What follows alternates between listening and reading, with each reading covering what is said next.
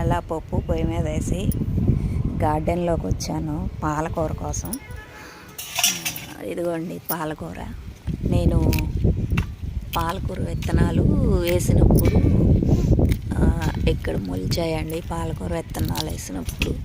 So నేను అప్పుడప్పుడు పప్పులో వేస్తుంటాను. ఇప్పటికీ చాలాసార్లు కట్ చేశాను.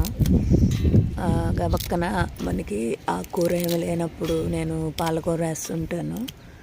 పాలకూర కొన్ని ఆకుకూరలు మనము కుండీల్లో ఇలా గార్డెన్లో పెంచుకుంటే మందులు లేని వంటకాలు మనమే పండించుకొని తింటున్న ఒక ఫీలింగ్ బాగుంటుంది.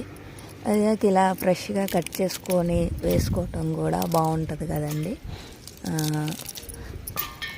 అదిగోండి తీసేసాను మొత్తము. కొన్ని ఆకులు మాత్రమే ఉంచాను. ఇవి నెక్స్ట్ టైం మళ్ళీ చేస్తాను. ఈరోజు పప్పులోకి సరిపోయింది.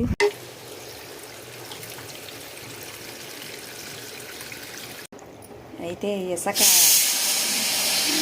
వింటున్నారుగా విజిల్ సౌండ్. పప్పు ఉడికిందన్నమాట. ఇసుక ఎక్కువగా ఉంటుందండి. బాగా 3-4 సార్లు కడగాలి. ఏదేమైనప్పటికీ మన చేతులతో మనం పండించుకొని తిన్న ఆ సంతోషమే వేరు కదండి.